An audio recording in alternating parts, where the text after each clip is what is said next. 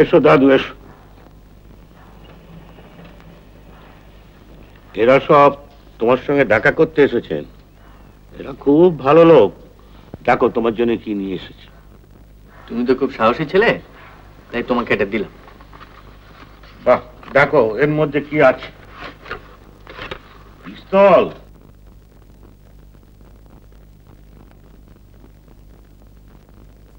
গুলি ভরা আছে কিন্তু। হ্যাঁ, খুশি তো? এবার এরা যে কথা তোমার কাছে জানতে চাইছেন তুমি সেটা বলে দাও। গোড়াটা আমি বলি, তোর মুখ থেকে শোনা। কাল সন্ধ্যা নাগাদ ও আমাদের বাড়ির পাশের গলিটায় গেছিল, বুঝেছেন? একটা গুড়ি কেটে পড়েছিল, সেইটা আনতে। নীলু আমাকে বলল। হ্যাঁ, নীলু বলল। নীলু কোথায় ছিল? ওই সামনের বাড়ির ছাদে। তোমার নাম ধরে ডাকলো? হ্যাঁ। তারপর ও গেছে, আর একটা গাড়ি এসে গলিতে থেমেছে। ট্যাক্সি? না, এমনি গাড়ি, কালো। ওই গাড়ি থেকে দুটো লোক নেমে এসে ওকে একটা বাড়ি দেখিয়ে দিতে বললে।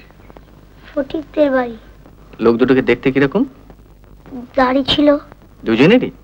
হ্যাঁ, দুজনেরই। বললো বেলুচিস্তান থেকে আসছে। যত সব।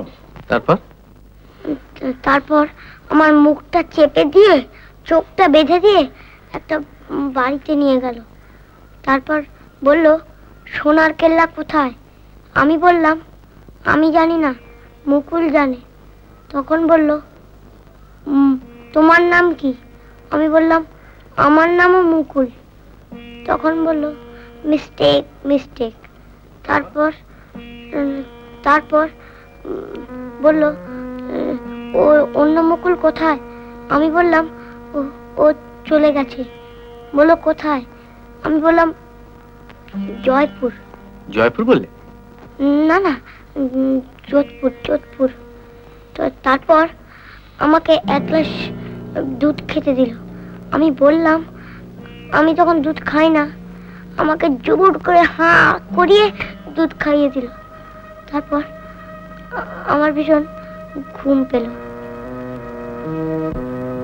কেন ভয় সেটা বুঝলেন তো?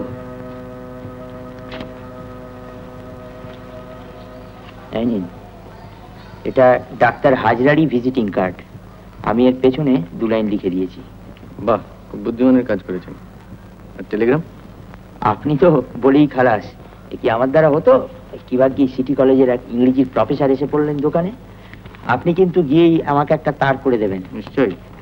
এই দেখুন, Pradosh Mitter arriving Jodhpur on 11th। কাল নয়, আপনারা কাল রওনা হচ্ছেন।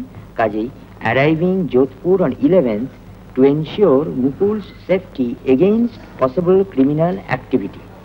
বাহ, আবার একটা রিগার্ডস জুড়ে দিয়েছেন।